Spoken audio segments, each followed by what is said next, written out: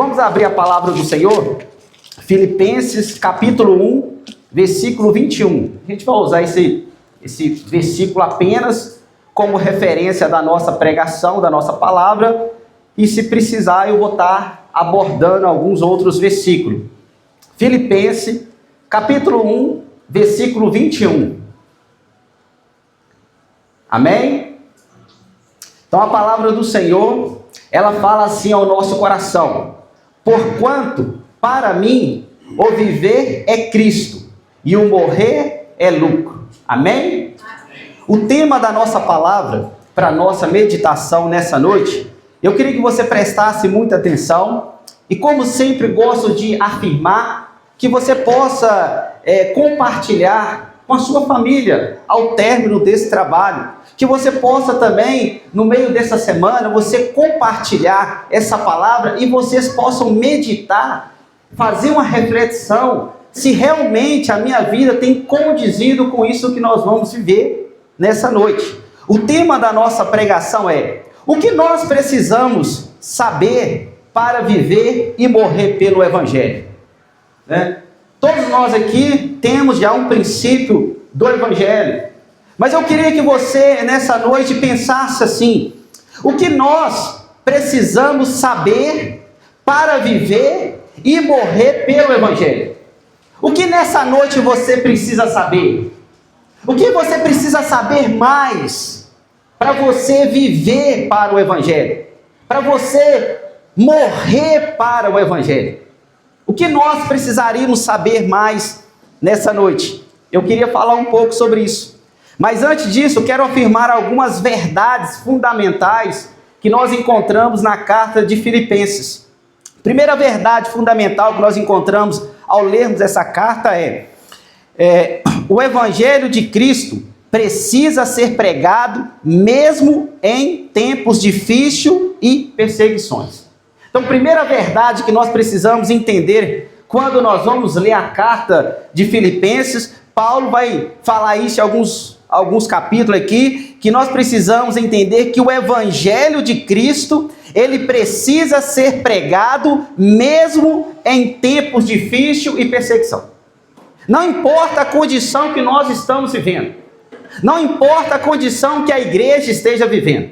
Se você nessa noite é uma igreja do Senhor, se você faz parte do corpo de Cristo, você precisa pregar o Evangelho, mesmo em tempos difíceis, mesmo em perseguições, mesmo que você não queira, não está animado, mas é uma ordenança de Jesus Cristo. Jesus nos ordenou a pregar o Evangelho. Segunda verdade fundamental aqui, que nós precisamos aprender: sofrer por Cristo deve ser uma alegria e traz glória para Deus. Então você precisa entender isso. Sofrer por Cristo deve ser uma alegria, e isso deve trazer glória para Deus. Vamos lá em Atos capítulo 5, versículo 40. Olha o que os discípulos vão relatar em Atos 5, versículo 40. Atos 5, versículo 40 fala assim: chamando os apóstolos, açoitaram-no e ordenando-lhe que não falasse em nome de Jesus, e o soltaram. Versículo 41, e eles se retiraram do sinédrio, regozijando-se por terem sido considerados dignos de sofrer afronta por esse nome. Olha aqui, os discípulos foram açoitados aqui por pregar o Evangelho, mas eles, quando saem ali daquele açoitamento ali, eles saíram com alegria, regozijando, falando que estava contente por ter sido perseguido por Evangelho. Terceira verdade aqui: os crentes devem demonstrar o Evangelho na própria vida. Uma verdade fundamental: o crente, ele deve demonstrar o Evangelho na própria vida, na sua vida, no seu estilo de viver, no seu jeito de viver, no seu trabalho, dentro da sua casa, dentro da igreja. Você não é uma pessoa qualquer mais. A palavra do Senhor nos fala que aquele que está em Cristo, nova criatura, as coisas antigas passaram. Então eu não posso ter mais aquele comportamento que outrora eu tinha. Porque agora eu estou em Cristo, eu tenho uma nova vida, eu tenho uma nova identidade. Então, o crente ele deve demonstrar o evangelho na própria vida ao servir uns aos outros à semelhança de Cristo. E o segundo ponto é servindo um ao outro. Nós precisamos. O quarto ponto aqui da verdade fundamental é: nós precisamos apoiar os outros no ministério. É uma prática importante do servo de Deus. Todos nós aqui temos um ministério. Alguns foram chamados pastores, evangelistas, mestres, vão ensinar a palavra do Senhor. Mas uma coisa que nós precisamos como igreja, Paulo, ele vai escrever essa carta aqui, ele vai falar da unidade da igreja para aqueles irmãos. Nós precisamos apoiar uns aos outros. Paulo, ele teve um grande ministério, mas ele não foi sozinho, não. Quantas vezes joelhos estavam dobrados pela vida do apóstolo Paulo? Quantas igrejas abençoaram o seu ministério ali, mandando donativo, mandando dinheiro? Quantas vezes Paulo estava triste e chegava um servo do Senhor para alegar o seu coração? Então, uma verdade fundamental, nós precisamos aprender a apoiar o ministério um dos outros. Isso é uma prática importante do servo de Deus.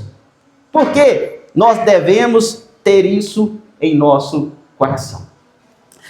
Filipenses 1:21, para o apóstolo Paulo, Cristo era a razão de viver. Sua vida estava tão cheia de paixão pela glória de Cristo que todas as outras motivações tornavam-se insignificantes. Meus irmãos, quando eu leio esse versículo aqui, o que Paulo está querendo dizer aqui, o apóstolo Paulo, ele está querendo dizer que Cristo era a razão dele viver. Ele vivia com um motivo. Paulo, ele vivia com um propósito. Ele vivia para Cristo Jesus. Isso, no nossos tempos, nós precisamos ter esse conceito em nossa vida. Nós precisamos ter esse conceito, porque nós temos ouvido a palavra dia após dia. Nós professamos a nossa fé em Cristo Jesus. E é interessante que o apóstolo Paulo, ele entende isso, e no meio desse contexto que ele está vivendo, ele está preso, ele está aqui passando dificuldade. Paulo, ele tem uma expectativa que poderia ser solto. Se nós formos aqui no versículo 20, ele fala assim: segundo a minha ardente expectativa e esperança de que em nada serei envergonhado, antes com toda a ousadia, como sempre, também agora, será Cristo engrandecido no meu corpo, que é pela vida, que é pela morte.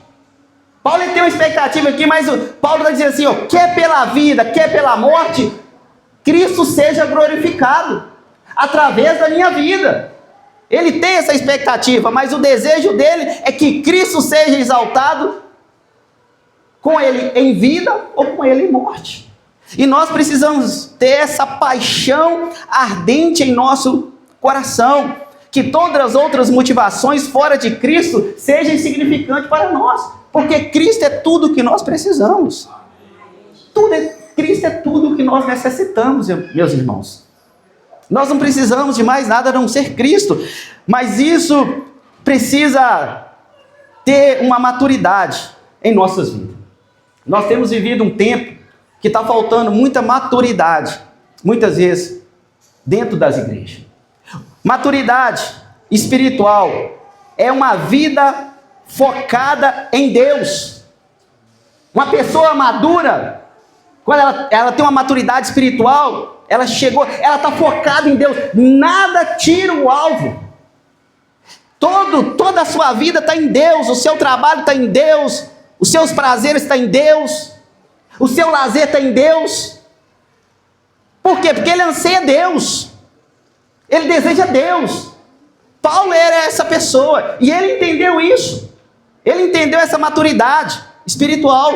Então, a maturidade espiritual na nossa vida, nós precisamos ter esse amadurecimento. A minha vida, ela deve estar focada em Deus. Onde a sua vida está focada? Amanhã começa mais uma semana. E qual que é o foco da sua semana? Ganhar dinheiro? Ser mais bem sucedido dentro da sua empresa, cargo? Não que isso seja errado, mas isso não deve ser o almejado do nosso coração. Isso não deve ser a prioridade do reino de Deus. Porque a prioridade do reino de Deus, nós fomos chamados para viver para a glória de Deus.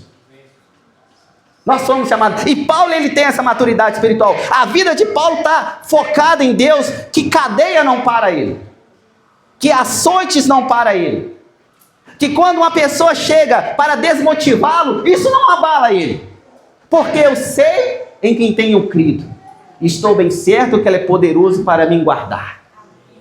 Paulo tinha essa consciência, e por isso que nada tirava o seu foco, e nós precisamos ter essa consciência. A maturidade espiritual é uma fé única em Jesus, é uma humildade, é um crescimento em caráter e em ação também. Nós precisamos ter essa maturidade. Igreja do Senhor, você precisa ter essa maturidade, você precisa aprender isso.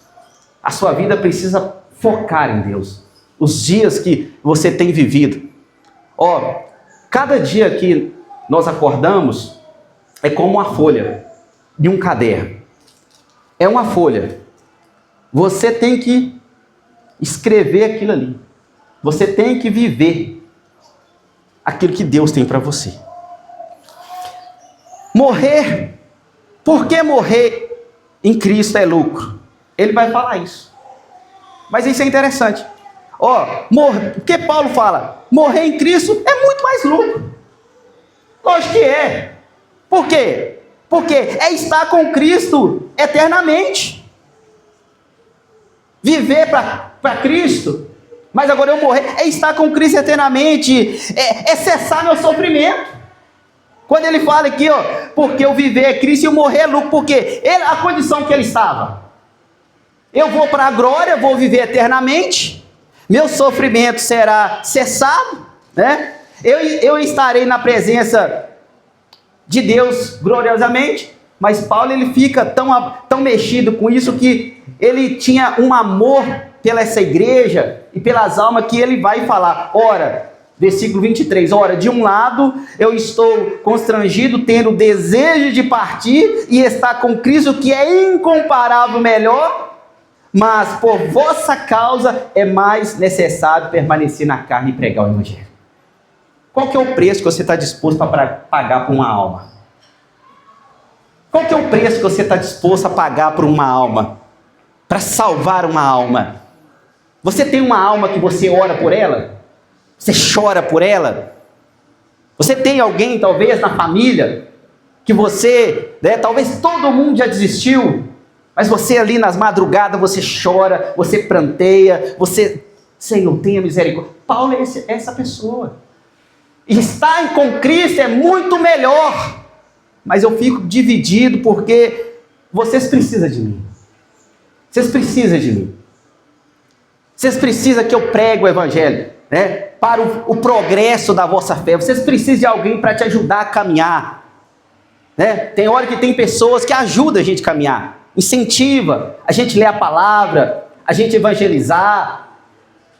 Então Paulo é isso, mas o morrer com Cristo, lógico que é muito mais vantajoso. E eu queria trazer 3 pontos para nós entendermos aqui, o contexto aqui. O que nós precisamos saber para viver e morrer pelo evangelho? Paulo entende verdadeiramente o que Cristo Jesus fez por ele. 1 Timóteo capítulo 1, versículo 15. 1 Timóteo 1,15, olha o que o apóstolo Paulo, por que ele entendeu isso. 1 Timóteo, capítulo 1, versículo 15, ele fala assim: fiel é a palavra e digna de toda aceitação, que Cristo Jesus veio ao mundo para salvar os pecadores, do qual eu sou o principal. Ele entendeu que ele era um pecador. Paulo entendeu que Cristo salvou ele dos seus pecados.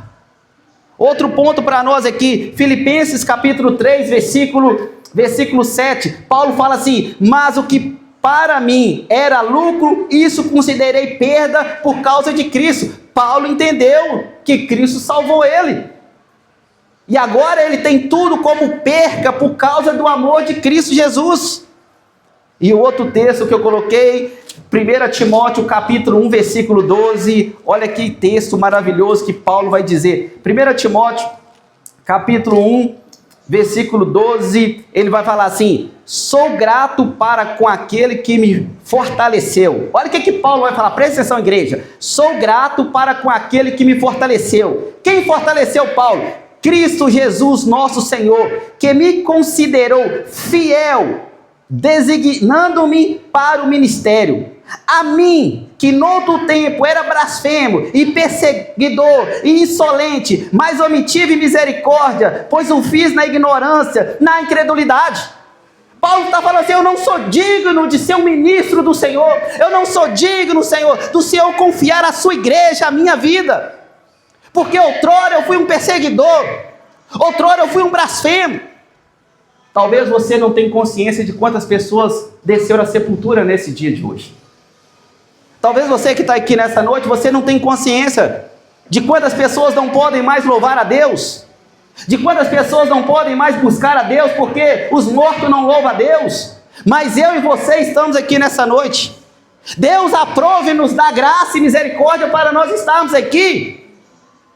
Deus nos trouxe aqui. Isso não pode ser algo assim, normal. Isso tem que mexer comigo e com você. Paulo, ele entende isso. Ele fala assim: eu não sou digno, Senhor. Eu não sou digno dessa fidelidade. Por isso eu vou viver de agora em diante toda a minha vida para o Senhor. Eu não tenho outro prazer. Eu não tenho outra motivação para viver para o Senhor. Paulo entendeu. E eu queria trazer aqui um ponto para nós importante. O que nós precisamos saber para viver e morrer pelo Evangelho? O que você que está aqui nessa noite precisa saber? Talvez você que vai assistir essa palavra, o que você precisa saber para você viver e morrer pelo Evangelho? Precisamos saber como são grandes os nossos pecados e a miséria que o pecado nos levou. Primeiro ponto que você precisa saber, para você viver para Cristo, para você morrer, você precisa saber como são grandes os nossos pecados e a miséria que o pecado nos levou. Romanos 3, versículo 12. Olha o que esse texto vai nos dizer. Romanos 3, 12. Presta atenção aqui, que depois nós compartilhamos tudo ali os versículos. Romanos 3, 12 fala assim, ó: todos se extraviaram, a um se fizerem inúteis, não há quem faça o bem, não há nenhum sequer. Isso foi uma condição que o pecado trouxe na minha vida e na sua vida. Não há, né? Todos se extraviaram, todos pecaram e o pecado nos afastou de Deus, cada um foi para um canto. Gênesis capítulo 6, versículo 5, vamos lá no Gênesis, né? Para nós falar sobre ele também um pouquinho. Gênesis 6, versículo 5, olha que o autor do livro de Gênesis fala assim: viu o Senhor que a maldade do homem se havia multiplicado na terra, e que era continuamente mal todo o desígnio do seu coração. Quão grandes são os nossos pecados! E quando nós falamos coração, está resumido a sua vontade, o seu intelecto, as suas emoções. Tudo isso foi afetado pelo pecado. Tudo isso foi afetado pelo pecado. Isso é grande. Isso afronta a Deus. Eu coloquei para nós aqui também Isaías 64, versículo 6. Olha o que esse texto nos fala. Isaías 64, versículo 6. Tem um texto muito interessante também que fala, para nós entendermos que as nossas obras são como trapo e imundícia diante do Senhor. Mas todos nós, como o imundo, e todas nossas justiça como trapo de imundícia, todos nós murchamos como a folha, e as nossas iniquidades como um vento nos arrebata da presença de Deus.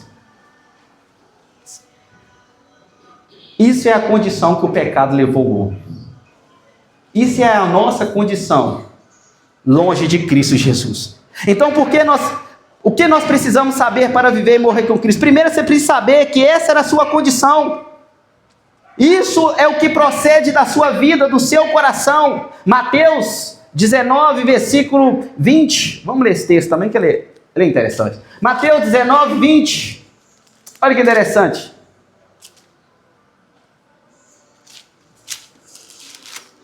Não, Mateus 15, versículo 19. Perdão. Mateus 15, versículo 19 fala assim: porque do coração procede os maus desígnios, homicídio, adultério, prostituição, furto, falso testemunho, blasfema. São estas coisas que contaminam o homem, mas o comer sem lavar a mão não contamina o homem.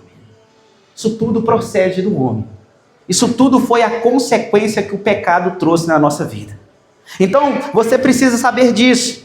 Agora, o estado de miséria, o que isso se refere? Preste atenção, estado de miséria se refere uma profunda pobreza espiritual, reconhecendo a própria incapacidade de se salvar ou de realizar o bem sem a ajuda de Deus. O homem se tornou um miserável, porque todos se extraviaram. Não há ninguém que busque a Deus, não há ninguém que faça o bem, se não for pela graça de Deus, se não for pela misericórdia de Deus. Segundo ponto que você precisa saber para viver e morrer por Cristo. Segundo ponto que você precisa saber: como fomos salvos dos nossos pecados e da miséria que o pecado nos levou. Então, o primeiro ponto nós falamos o que o pecado fez na nossa vida. Agora, o segundo ponto, o que nós precisamos saber: como fomos salvos dos nossos pecados e da miséria que o pecado nos levou. Primeira coisa que nós precisamos aprender: Deus, Ele é o agente dessa salvação. A nossa salvação nunca partiu de nós, nunca foi um ato voluntário da nossa vida, mas Deus, Ele sempre veio de encontro ao homem. Ele veio sempre manifestando ao homem, Ele veio sempre buscando ao homem. Deus é o agente dessa salvação. Deus decidiu nos salvar pela fé em seu Filho Jesus Cristo. Você precisa saber disso para você viver para o Evangelho verdadeiramente e morrer para o Evangelho. Você precisa saber que como Deus te salvou dos danos do pecado, da miséria do pecado. Quem que é o agente dessa salvação? Deus é o agente dessa salvação. Ele decidiu salvar. E nós vamos ver um texto que é muito conhecido, mas precisamos falar dele. João 3, versículo 16, ele fala assim: porque Deus amou o mundo de tal maneira que deu o seu Filho unigênito, para que todo o que nele crê não pereça, mas tenha vida eterna. 1 João capítulo 4, versículo 10, o próprio João, 1 João 4, versículo 10 fala assim: nisso consiste o amor, não em que nós tenhamos amado a Deus, mas em que Ele nos amou e enviou seu Filho como propiciação pelos nossos pecados. Será que isso não nos motiva a servir ao Senhor?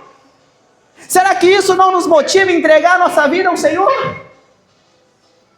Deus, Ele proporcionou todas as coisas para nós. Ele deu o seu melhor, Ele deu o seu Filho. E agora, o texto aqui fala que não foi nós que fomos a Deus, mas Deus veio até nós e nos amou. João 6, versículo 44, olha o que diz esse versículo aqui. João 6, versículo 44, fala assim: ninguém pode vir a mim se o Pai que me enviou não o trouxer, e eu ressuscitarei no último dia. Nós estamos aqui nessa noite pela graça de Deus. Nós estamos aqui nessa noite pela misericórdia de Deus. Você talvez pode ter vindo aqui por um convite. Talvez você veja aqui hoje, é o domingo. Mas eu tenho certeza, Deus está te chamando a um compromisso maior com Ele. Deus está te chamando a você a um relacionamento maior com Ele. Efésios capítulo 8, Efésios 2, versículo 8. Olha o que esse texto vai nos dizer. Efésios 2:8 é um texto que fala muito ao nosso coração, que fala assim, olha que interessante, para você entender.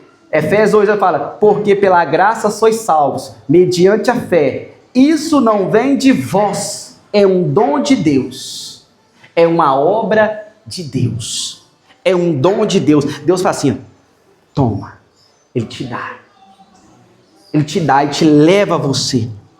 Isso, será que não é suficiente para nos motivar a viver uma vida para Cristo? Será que isso não é suficiente? Então, segundo ponto, precisamos saber como fomos salvos dos nossos pecados e da miséria que o pecado nos levou. Primeiro, nós falamos, Deus é a origem dessa salvação, Deus nos decidiu salvar pela fé em seu Filho Jesus Cristo. E o terceiro ponto, nós precisamos ser grato a Deus por esta salvação.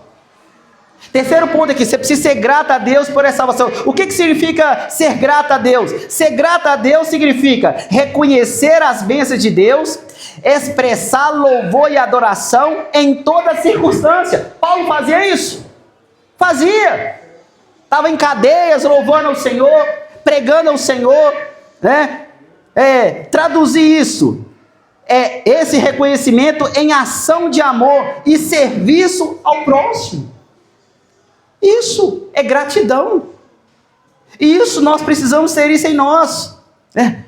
Porque isso que é viver para Paulo era fazer a vontade de Jesus e não a sua. 1 Coríntios capítulo 15, 10. Eu queria que nós lêssemos esse versículo, que eu vou até mudar aqui, que esse versículo é um marco na história da minha vida. 1 Coríntios 15, 10 fala assim: mas pela graça de Deus sou o que sou, e a sua graça para comigo não foi inútil. Antes trabalhei mais do que todos eles, todavia não eu, mas a graça de Deus que vive em mim. E é isso que eu quero que nós nessa noite saímos aqui motivados. O que nós temos feito com a graça de Deus sobre a nossa vida? Será que saber a condição que eu estava, uma condição de miséria, saber a condição que Cristo me trouxe, me salvou, e será que isso não é suficiente para agora eu entregar a minha vida totalmente a Cristo? Talvez uma família que está aqui nessa noite, será que você e seu esposo, seu filho, será que sua casa, vocês não podem chegar e falar assim, o que Cristo fez por nós? O que nós estamos fazendo? Será que isso é pouco para você? Será que o amor de Deus, o que você precisa saber mais que Cristo fez para a sua vida? Para você viver, para você se entregar ao reino de Deus. Meus irmãos, nessa noite eu queria tanto que vocês entendessem isso.